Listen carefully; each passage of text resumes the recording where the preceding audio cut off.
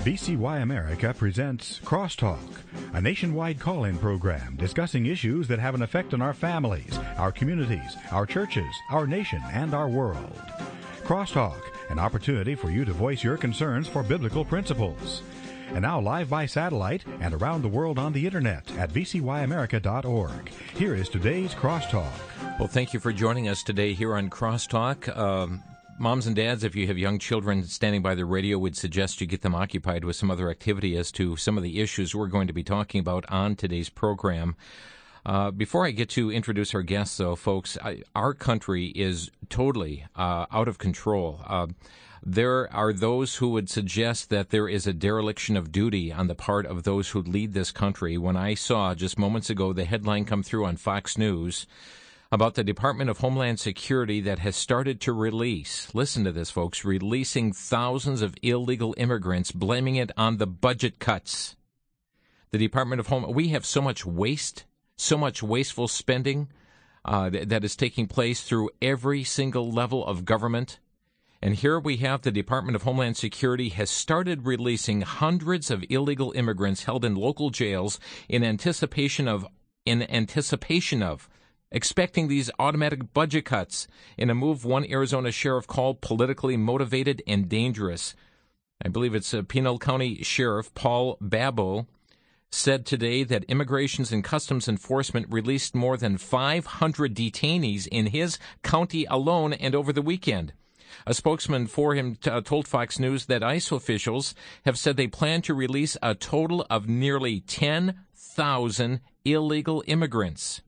He described the move as a mass budget pardon, suggesting that the administration was going to unnecessary lengths to demonstrate the impact of the so-called sequester.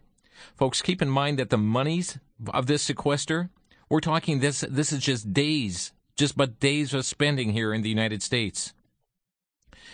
Here's a quote. It says, President Obama would never release 500 criminal illegals to the streets of his hometown, yet he has no problem with releasing them in Arizona. The safety of the public is threatened, the rule of law discarded as a potential tactic in the sequester battle. A ICE official confirmed the plans without specifying how many illegal immigrants might be released. House Judiciary Committee Chairman Bob Goodlatte of Virginia called the move to release illegal immigrants abhorrent. I don't know about you folks, but to me this demands calls to Washington, D.C., to congressmen and senators, and ask them what in the world is going on here.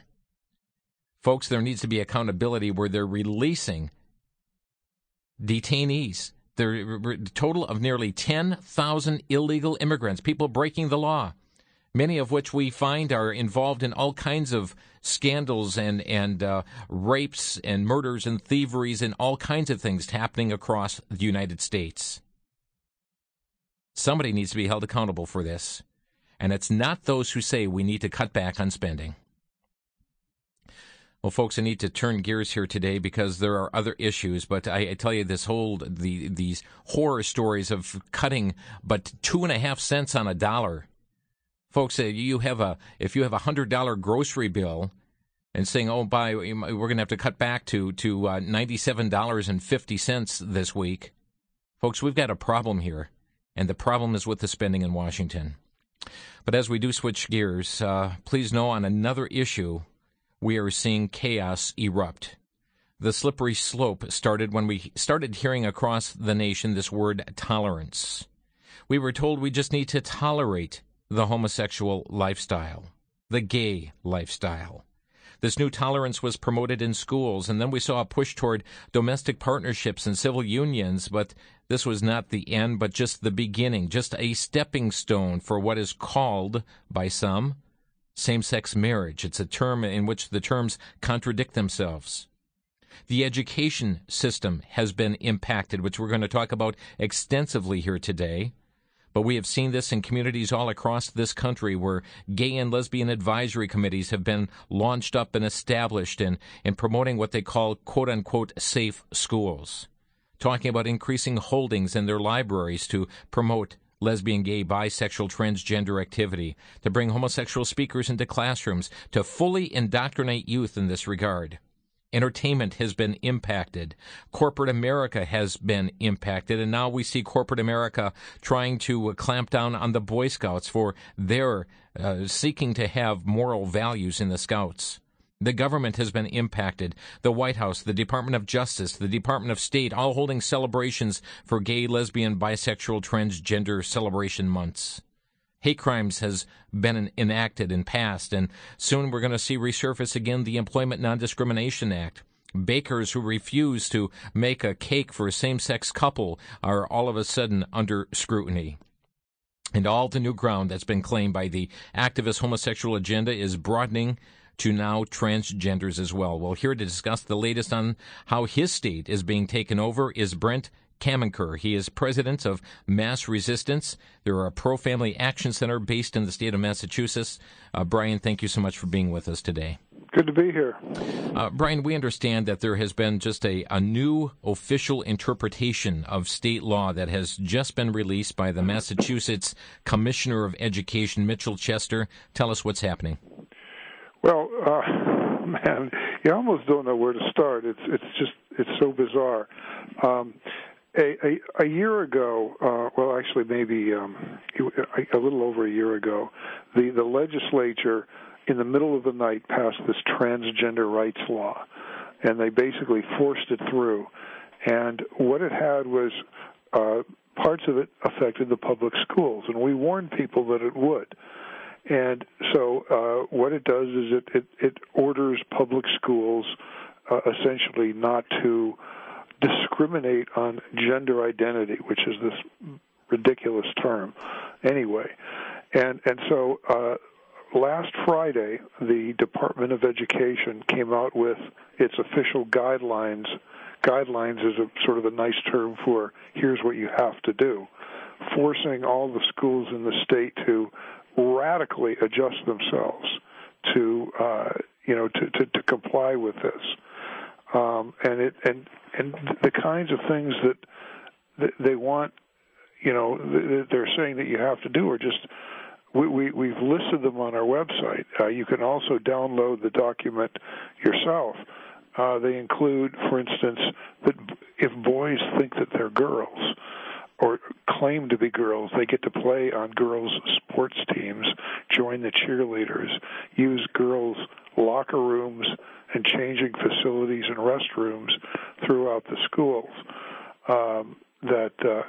They have this ridiculous phrase called assigned sex at birth, which is something, this old-fashioned term they claim, that the real term is gender identity, what you think you are.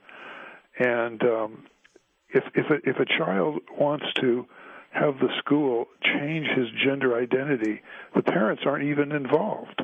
They diagnose themselves, and they get a friend or a high school teacher or the gay club teacher to write a letter claiming, officially that now John is Jane, and the school goes through the process of changing a person's records, the sex of the child, even in the official records, forcing the kids in the school to change the pronoun, giving the kid a name of a boy or a girl if he's, in other words, the opposite sex. It's insanity, and they go even farther than this. As I said, parents are excluded from this decision. Unless they say it's a young child, and they don't even define that. And then they talk about gender transition, of having kids take hormones, in other words, hormones to cause a boy to grow breasts or girls to have facial hair or something like that. And they discuss surgery that basically mutilates the body. They talk about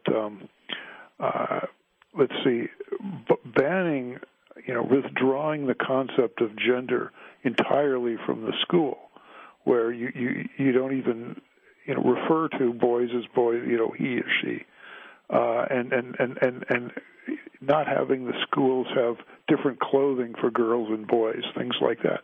They all discuss this in this. And finally, of course, they have this heavy-duty diversity training for teachers and students. And they specifically say that if students are uncomfortable with this new concept, that there's simply no tolerance for being uncomfortable. Yeah, they themselves need to be trained. Right, they have to be trained. Or retrained, yeah. Folks, I want you to understand, we're talking about this new policy document, 11 pages long, single-spaced, that has implementing this whole new policy. And I understand that this came out at the start of a 3-day weekend and school vacation week, just laying out all these new policies for the schools. Right, yeah.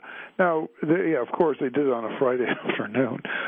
Now it's interesting because back last July, they sort of quietly put in regulations regarding boys using girls' teams or something, but they were somewhat vague and people didn't pay much attention to them.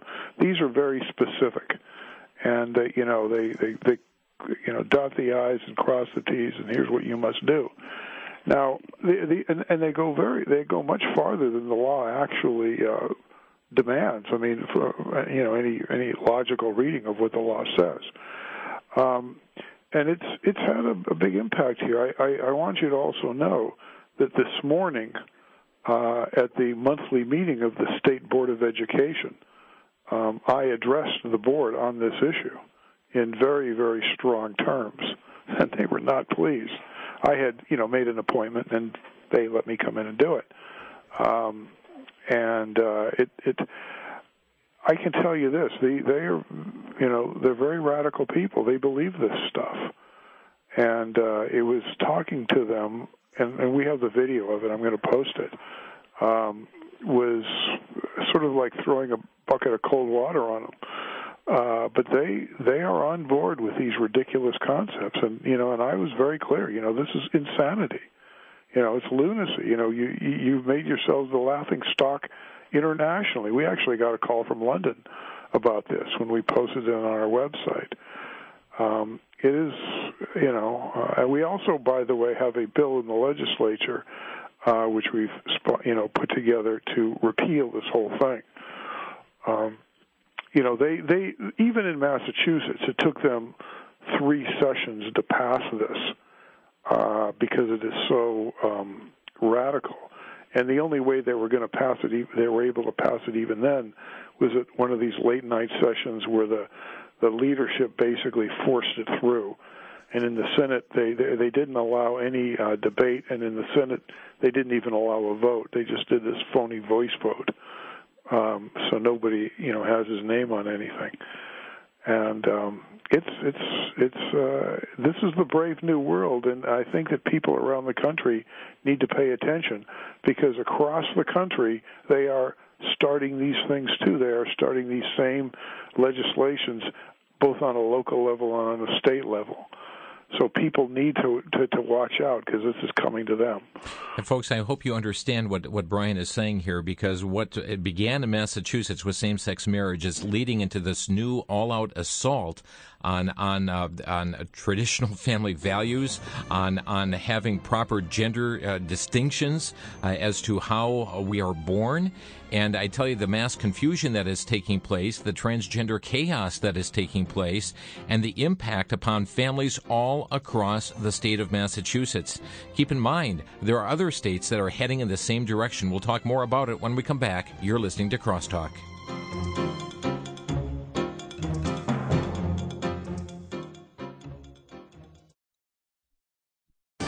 Back to Genesis with Dr. John Morris, creation researcher and scientist at the Institute for Creation Research.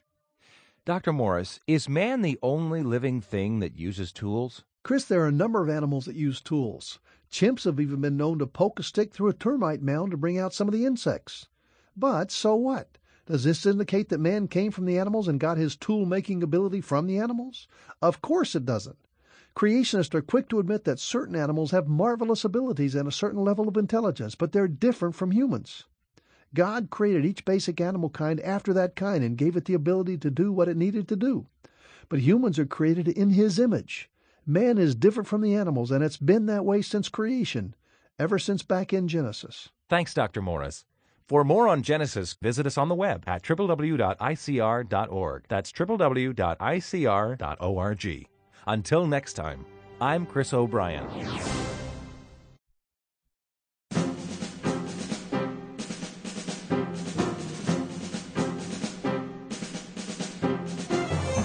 listening to Crosstalk here on VCY America. Brian Camenker is with us here today from Mass Resistance. We're talking about this new guidance that is coming out for Massachusetts public schools about creating what they call a safe and supportive school environment. It's their new non-discrimination on the basis of gender identity. And I see in the multiple-page document they even give definitions as to what each of these things are, like gender expression, the manner in which a person represents or expresses gender to others, often through behavior, clothing, hairstyles, activities, voice, or mannerisms. Then there's gender identity, a person's gender-related identity, appearance, or behavior, whether or not the gender-related identity, appearance, or behavior is different from that traditionally associated with the person's physiology or assigned sex at birth.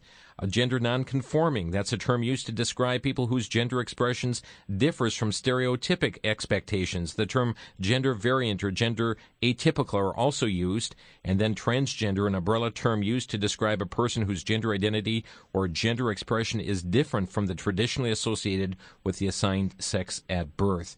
Wow, what a mouthful. Yeah, well, this is known as so-called queer theory, which has been pushed in colleges for a long time, but you know, high schools and most of America hasn't seen this before, and it is it's lunacy, it's madness. You know, there's no, I mean, it's irrational in many ways. You know, and these people take it seriously. Well, I find it appalling that a school is not to inform the parents of their child's gender decisions, that students can actually be one gender at home and another gender at school. You know, it's yeah. I mean, and the school believes in this. You know, and you know, another thing that needs to be brought out. I mean, a couple of things. I mean, one, of course, is the obvious thing that nobody's biological sex can change. It is impossible. And this is what I told the State Board of Education this morning, is that, you know, all the diversity training about this assigned sex at birth and this other nonsense will not make any difference.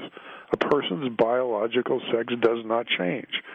And the other thing I think that they don't want to talk about is the harm that they're doing to kids by, you know, encouraging this. You know, the mental health profession recognizes this as gender identity disorder. You know, it's a disorder officially, and encouraging it in kids instead of giving them help causes big emotional problems down the road.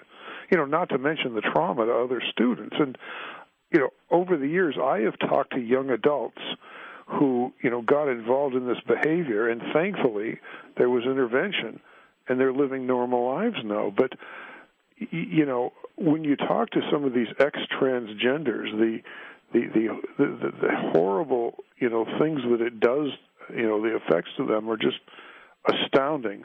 There's a guy named Walt Heyer who wrote a book called Paper Genders, very chilling book. I've talked to Walt at length. He submitted testimony in Massachusetts, and I gave a copy to the board today. But what this does to people by encouraging it is just horrific. It's interesting that Johns Hopkins University had a transgender clinic, one of the, you know, these big things, you know, the leading thing in the country some years ago, and they shut it down. And its director, a guy named Dr. Paul McHugh, he is quoted as saying, you know, I have witnessed a great deal of damage from sex reassignment. You know, he talks about prolonged death, distress, and misery. He says, we have wasted scientific and technical resources and damaged our professional credibility by collaborating with madness rather than trying to study, cure, and ultimately prevent it.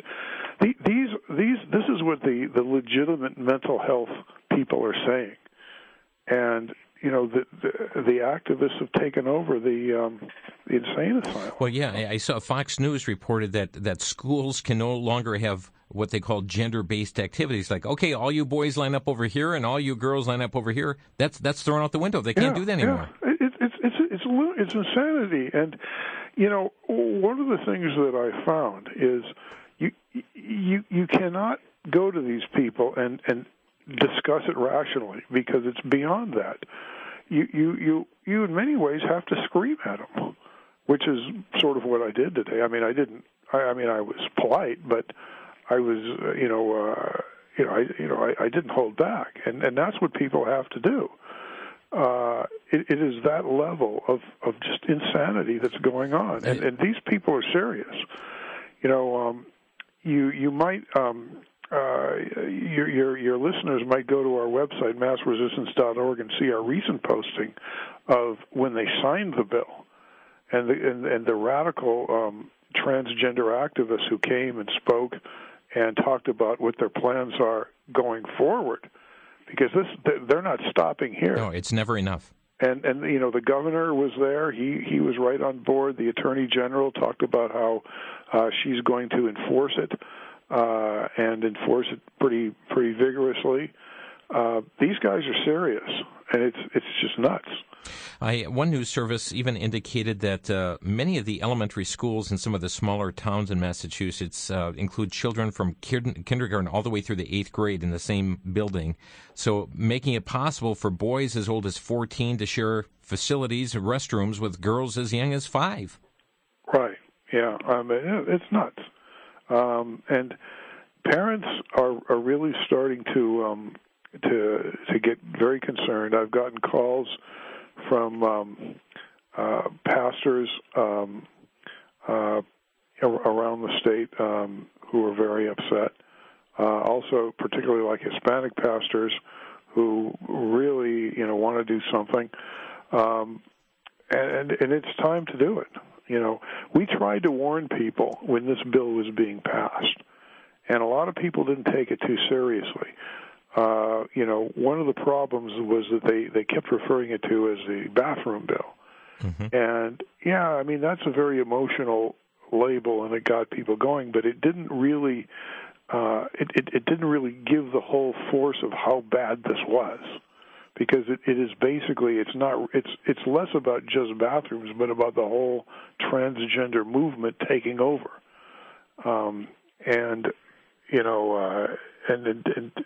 And people didn't understand how it was going to affect the schools. They were talking about, restrooms in hotels or something. But we were warning people. We did like a 125-page, research paper on this bill and distributed it to the legislature. And we're going, as I said, we're fighting it. We have a bill to repeal the whole thing, and we are gathering steam. But this is a tough fight, and people around the country need to open their eyes, because it is coming to them. Folks, I want to just read from the bottom of page 5 on this, because even students can be disciplined. If there is a biological boy who believes he's a girl and wants to use female pronouns for himself, if the other kids refer to him as a boy, they are the ones who can be disciplined. It says in here, in one situation where a transgender girl was entering high school, she and her parents asked the principal to inform her teachers that even though her school records indicate that her name is John, she goes by the name Jane and uses female pronouns. The school principal sent the following memorandum to the student's classroom teachers. The student John Smith wants to be referred to by the name Jane Smith, a name consistent with the student's female gender identity. Please be certain to use in the student's preferred name in all contexts, as well as the corresponding pronouns. It is my expectation that students will similarly refer to the student by her chosen name and preferred pronouns. Your role modeling will make a smooth transition for all concerned. If students do not act accordingly, you may speak to them privately after class, then request that they do so. Continued, repeated, and intentional misuse of names and pronouns may erode the educational environment for Jane. It should not be tolerated and can be grounds for student discipline. It's insanity. I mean, a boy cannot change his sex. Your DNA changes, it does not change. And you can call yourself something different. You can dress differently. You can take hormones. You are always a boy. And the damage that this does to everybody, including the person involved and everybody around, is just unfathomable. And these school administrators, I mean, you think of them as like what the Nazi concentration camp guards must have been like, where they're doing this horrible evil, and they they're just taking orders or something. Or they believe in it, and people need to rise up because it's only going to get worse. I'd like to bring up another issue here that it just was mind-boggling, and it's under their privacy, confidentiality, and student records. And that's when a student comes to the school and uses these different names, that the school is actually to set up separate files with their different genders. So John Smith is going to have one file, Jane Smith would have a separate file, and they're to transfer things like immunizations and things like that from the John Smith file to the Jane Smith file, and keep referring to that file. The principal can have this special confidential folder that says, yeah, I verify that, a birth certificate and things like that. But we're talking sheer lunacy. Yeah, I know. But the whole it started. I was recently in Nebraska, where in Omaha they passed a bill on what was it, sexual orientation and gender identity, and they had me come and help them strategize on stopping that. When it started out with these sexual orientation laws, which everybody said, oh, well, we all have to be tolerant. That was the foot in the door to do everything else. Because the concept of sexual orientation is ridiculous. Nobody has a sexual orientation. People are people, and then you get into the same-sex marriage, which is another ridiculous concept. And people, if you're going to accept those even as concepts, then this isn't far down the road. And what people have to do is reject all of this nonsense. They have to tell the truth. The truth is the biggest, the biggest enemy of this whole movement. Mm-hmm. We don't use it enough. Mm-hmm. Well, I am so mindful of the scripture that says, "So God created man in His own image. In the image of God created He him. Male and female created He them." God laid it out pretty clear in His Word. Oh, absolutely, and of course they try to, twist Scripture around and do all kinds of terrible things. But yeah, I mean, if you're right, the Bible lays it out, and it's right, and trying to do any of this other stuff is only destructive. Folks, I want to read one other quote here, and we're going to take a break, and then I'm going to ask Brian for some action steps. But here is from page 9 of the document that says, some students may feel uncomfortable with a transgender student using the same-sex segregated restroom, locker room, or changing facility. This discomfort is not a reason to deny access to the transgender student. School administrators and counseling staff should work with students to address the discomfort and to foster understanding of gender identity, to create a school culture that respects and values all students. So it's the students that have a problem with this that are to be re-educated. We're going to take a quick break, and then we're going to ask Brian about some action steps. You're listening to Crosstalk here on VCY America.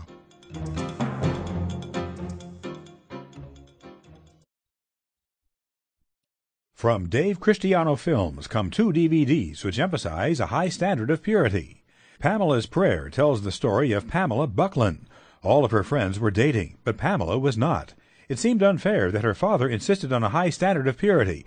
That is, it seemed unfair until the day she was married. Due to response to Pamela's Prayer, the second DVD, One Lucky Lady, was made. It's a touching drama that presents a perspective on purity before marriage that is insightful and heartfelt. Through the end of February, VCY America is making available this Purity Pack of DVDs. Any 2 copies are available for a donation of $15. Or if you want multiples to share with others, any 4 copies are available for a donation of $20. Or a combination of 12 DVDs is available for a donation of $42 to VCY America. To obtain your copies, call 1-800-729-9829 and specify how many of each DVD you wish to order. That's 1-800-729-9829.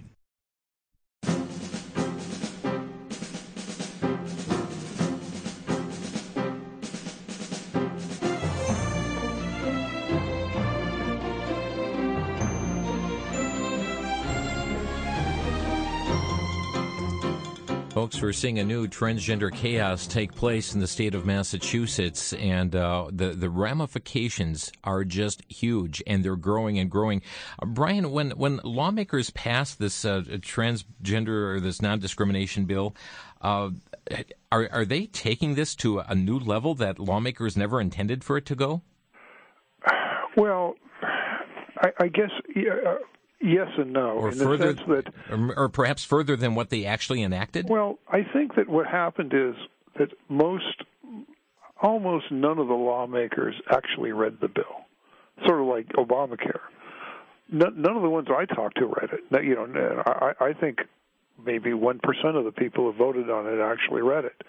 And so they were sort of taking for granted that this was this great civil rights, thing. And but the idea of gender identity and what was made public about it, it was not hard to extrapolate that if it involves the workplace and schools and things, that this is where it was going to go. Especially given the radical nature of the people who were pushing it. Very, very, it was publicly known how radical these people were. I mean, the lead sponsor was this state rep who had once disrupted a Catholic mass by flagrantly kissing his homosexual boyfriend in order to protest the church's stand on gay marriage. I mean, this is the kind of people that were behind this, and so we were constantly warning about that. We went to the public hearings, every single one, and said this is what's going to happen. I think you had a lot of denial by these people, like you often do with liberals, where they just didn't want to talk. They didn't want to think about where it was really going. They just wanted to follow the lead of the governor and their leadership. I mean, I think they just didn't think about it, and they didn't want to think about it. Brian, is there any action steps you can suggest to our listeners today regarding what's taking place right now in Massachusetts? Yeah, there is. I think the first thing that people need to do is internalize this idea that you must not hold back. You must tell the truth, and that's. I know that sounds like a strange thing to say as first, but there was an editor, an op-ed piece in a local paper today against this, and the guy was saying, here are all the bad things, but of course we're all tolerant for the problems that these transgender kids are going through. Well, the problem is that by helping transgender kids be transgender, you're hurting them. What you want to do is give them help, not be tolerant of their issues. And sometimes it hurts to do that, but so you have to be willing to tell the truth, number one. I would say number two is be vigilant in your local area and your state as to what's going on, because these things are, as I said, in Nebraska, when they have a gender identity anti-discrimination bill, that's what this is. It is about going into the public schools and doing exactly this. So be careful and be vigilant for that. I think that it's useful for people to sound off to the State Board of Education of Massachusetts. I told them today when I spoke before them that they were a laughing stock internationally. And they acknowledged that they were getting a lot of calls. You can either go to the Department of Education website in Massachusetts or go to our website, massresistance.org. That's massresistance.org, and we have all of the information and all the contact information that you can go to. I think it's very useful for them to hear from people across the country. So those three things, be vigilant, tell the truth. Don't be afraid to tell the truth. Be vigilant locally and be willing to confront your local politicians. And, sound off to some of these horrible politicians. We need that. Brian, do you have handy the phone number to the Department of Education there? Yeah, I think I do. Let's see here. Let me get to the bottom of this web page. I was just down there today, as I said. The phone number is 781-338-3102. Okay, one more time. 781-338-3102. And that's to the Massachusetts Department of Education. Yeah, the Board of Elementary and Secondary Education. Mm-hmm. So it is the Board of Education, which is different than the Department of Education in the sense that they run it. They're the ones who basically have taken the responsibility for this. They're bragging about having done it. And they're the ones that can change it. Again, that's 781-338-3102. Right. And I told them, I said, you need to revisit this, and if you don't, the outrage from parents will not stop. One of the problems about this whole thing in designing this, which was quite evident, but then they admitted it in the document, is that the kinds of things in this are not the kinds of things that normal people would think up. These are kinds of things that radicals think up, and they designed this in concert with some of the most radical people in the state. They sat down with them and said, "What should we do?" And in fact, they acknowledged that in so many ways, basically in the thing, saying that we sat down with, special interest groups and things like that.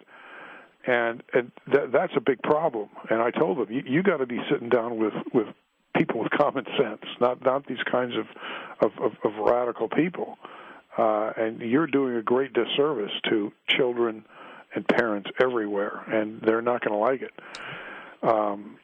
And these radicals are very good at getting into government and getting into these committees because they have a lot of time in their hands, and they're very, very obsessed with that.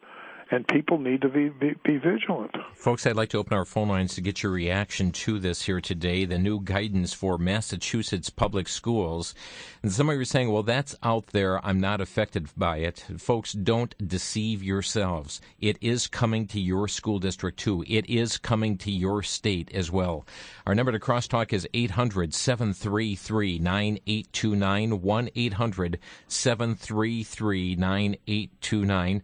Brian, I know that the Illinois, the state of Illinois, right now on the verge of passing same-sex marriage for their state, maybe just a few years behind Massachusetts. The Senate has passed it on its way to the Assembly. What are your thoughts? Well, I've been working closely with them. We have a booklet, What Same-Sex Marriage Did to Massachusetts, which is chilling, and they're using it both in English and in Spanish. Basically, it's exactly what I'm saying. When this happened in Massachusetts in 2004, a lot of states said, "Oh, yeah, it'll never come here," just like they said in the 1980s when they were doing these gay-straight alliances in the schools in Massachusetts, where it started here. People said, "Oh, no, it'll never come here," and now it's everywhere. I mean, this is the staging ground for a lot of the worst stuff that happens. And luckily, we're able to work with some of these people in other states and say, here's our experience in fighting it, and, we'll help you the best we can. And we did put that booklet together, as I said, What Same-Sex Marriage Did to Massachusetts. And they can get that through your website, correct? Yeah, and you can download it or you can buy it, either one. So you could download it for free and print it out yourself or buy it. And it's, massresistance.org. Yeah, and they even use that in Proposition 8 back in California, and they've used it in many states. We have many people listening in Illinois at this very moment, and as I said, your state legislature is poised to vote on creating same-sex marriage in the state of Illinois, which your governor is just waiting to sign it into law. Let me quickly give you the phone number to the Springfield, Illinois Capitol Switchboard at 217-782-2000. And those of you that are Illinois or even neighboring states, may I suggest that you contact them and let them know your views? 217-782-2000. Our phone lines are packed here today. Let's begin with Anna, who's calling from Ixonia. You're on the air, Anna. Good afternoon. I'm just wondering about Scripture to expose the shameful hideousness of the homosexual community that are hiding behind the innocency of our children. Mm-hmm. Well, If we could just expose it and show them the parents, the people who are being bullied, the schools are being bullied into using the children for the homosexual community. I will hang up and let you comment on that. Thank you very much. Thank you so much. Well, it's certainly from Genesis we see how God created them male and female. We also see in Romans chapter 1, starting at verse 18, read through the end of the chapter. But, Brian, I know there's also hope because in the Scripture, in I believe it's 1 Corinthians, it talks about those who were homosexual, and such were some of you. But change can take place in a life. A change can take place where one is not entrapped by that lifestyle. Well, absolutely. And I've seen it myself so much. There's a woman in our office whose daughter came home from school. The gay club had gotten a hold of her. She announced she was a lesbian. She's in a lesbian relationship. She hates her mother and her mother's Christian religion, which is so terrible. And this went on for quite a while. And, the daughter got more involved with the gay clubs and everything. And this is who I am. I'm a lesbian. Well, the mother had the daughter taken and put into a Christian school her senior year. And, well, guess what? The daughter came back, is married to a guy, has a baby, has forgotten all about being a lesbian, couldn't be happier. They got married in a church. They regularly go to church. And the intervention took place in time. But they take advantage of these very, vulnerable kids at a vulnerable time in their lives. And a lot of doctors have said to me that nobody is homosexual. There are just heterosexuals with homosexual problems. And, yes, change is possible. Let's go to Robert in Kansas. Robert, you're on the air. Yes, I'd just like to say about the whole deal in Massachusetts is just another part of the leftist elitists destroying the moral fabric of the country. And just like with the Obama indoctrination that my son went through for a little while, and then I had enough, and now we homeschool, and it's working out great. And, if we don't get after it and quit being lazy about taking care of our country and doing it the easy way of blowing everything off, instead of doing it the easy way, which is getting political and getting involved in your local actions. Because if this keeps going and it's not long away at all, it's going to get ugly in our country. Yeah. It's something that, decent people don't want to have any part of, but you're not going to have a choice. Well, you're right. And what's happening is that many are being forced, such as I say, the bakers or the people who own bed and breakfast who are told you must accommodate homosexual or transgenders coming in to use your facilities. Business owners are being impacted all across this nation. See, we've got a break upon us. We'll be back in 1 minute. You're listening to Crosstalk.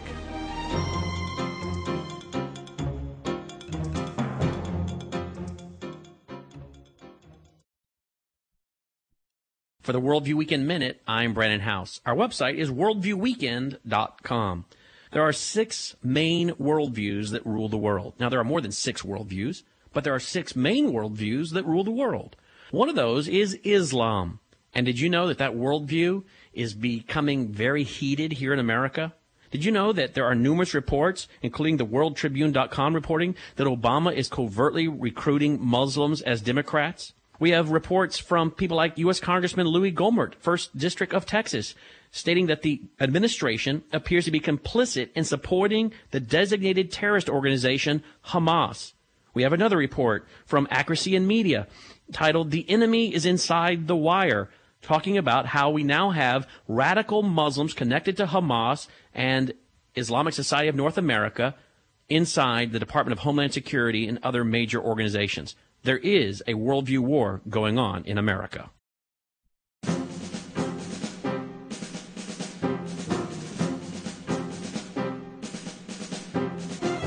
This is Crosstalk on VCY America. We're speaking with Brian Camenker here today on Crosstalk from Mass Resistance, based in the state of Massachusetts. Their website, folks, we would certainly recommend it to you, massresistance.org.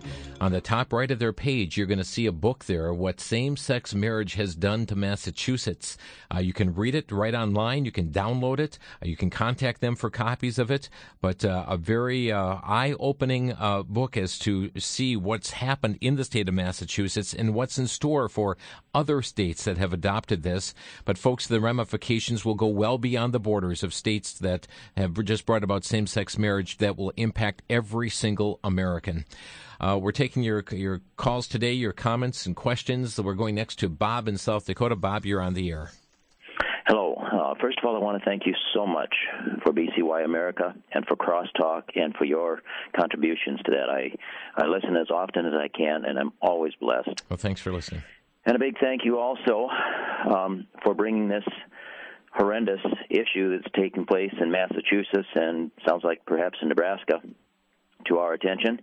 We need to be aware of such things, and then we need to become proactive to try and do what we can to influence our nation for Christ while we still have the opportunity. Yeah.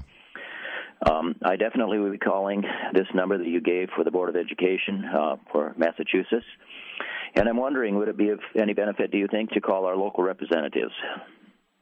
Never hurts. Never hurts. It's better that they know beforehand than afterwards. Okay. They've been receptive when I've called before, and I've done that at your direction and encouragement.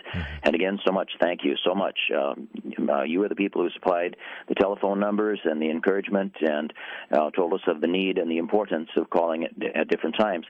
One other brief question. You mentioned something about Hagel and his nomination. That was yesterday. Is it too late to call now yet, do you think? I've called before twice. But... Yeah, I can continue calls. I have not received any word yet that the final vote has taken place, so those calls continue to go in there. Thanks for the call here, Bob. I hope he doesn't get through. It's so obvious why Obama would want to have him there, because I think he'll just be a... Tell you what, I'm going to pause because we want to stay on topic here today. Thank you so much, Bob. Let's go to Sandy in Inglewood, Florida. You're on the air, Sandy. And my question is, who is going to be paying for these things that they want to have done, for these hormones? And, who proclaim that they are of another gender, and then find out I was wrong. Then do we pay for that, too? Because it's got to be tax money. They want to cut the budget, and they're doing this. Everything against God. Everything against God. They want to just beat us down so bad. And this, God, is one of the things, is an abomination to him. Yeah. This same-sex, whatever you want to call it, it's horrible. Sandy, and that's all I have to say. I'd like to hear your response on that, because obviously it's our tax dollars that will be paying for it. Brian? Well, they're already trying to use the tax dollars for prisoners' sex changes, so I'm sure that the other thing is down the road. And this fellow's book that I talked about, that was the problem that he writes about, is he had this surgery, and then he decided, no, I'm really not a woman. So, yes, it's all a big, big problem. Thanks for the call, Sandy. Let's go to Astor calling from Utica, New York. You're on the air, Astor. Hello, Astor. Yes, praise the Lord. Am I on the air? You're on the air, Astor. Go ahead. Yes. Hi, Brian. How are you? Wonderful, thank you. Good. Brian, I was listening. You said, tell the truth. You said, do not hold back. American Constitution says nothing but the truth, the whole truth, so help me God. My question is, then why I heard you and others saying same-gender marriage?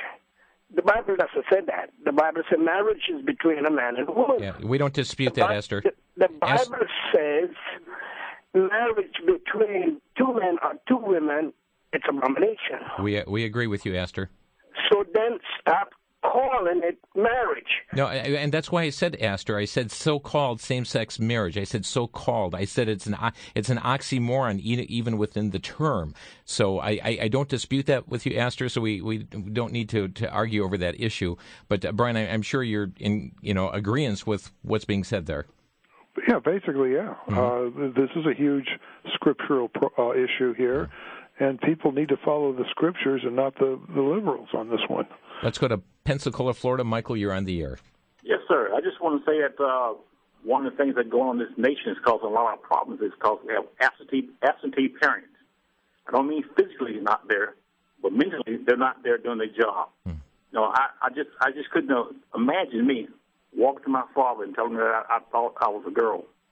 You know, the consequences of that would be just crazy. Yeah. The family unit issue is an important one here, Brian. And some of these parents that go along with this stuff, there's really something wrong with them. That's a whole other interesting show to talk about. Thank you so much here, Michael.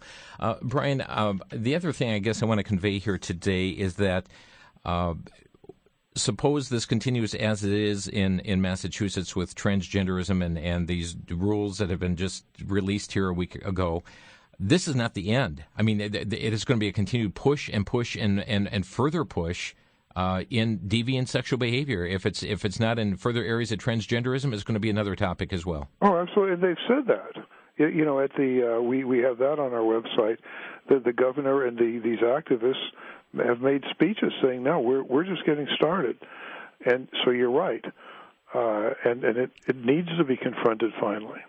Folks, again, I'd like to leave you with the telephone numbers here today. The Massachusetts Department of Elementary and Secondary Education, their phone number, 781-338-3102.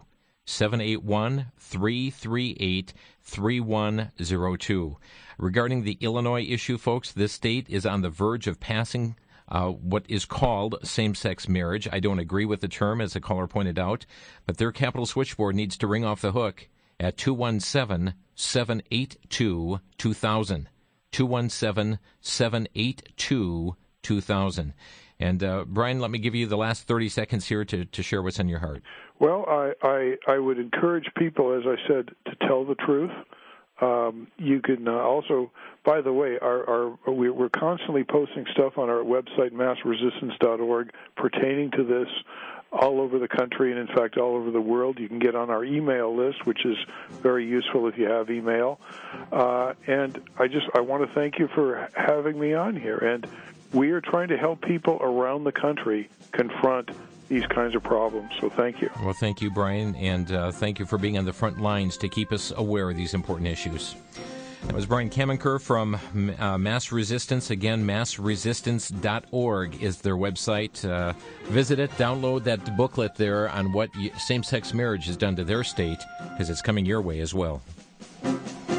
You've been listening to Crosstalk via satellite and the Internet from VCY America. Views expressed may or may not be those of this station. For a CD of today's program, send a donation of $6 or more to VCY Tape Ministry, 3434 West Kilbourne Avenue, Milwaukee, Wisconsin, 53208. Or download by RSS or podcast from crosstalkamerica.com. And join us again for Crosstalk.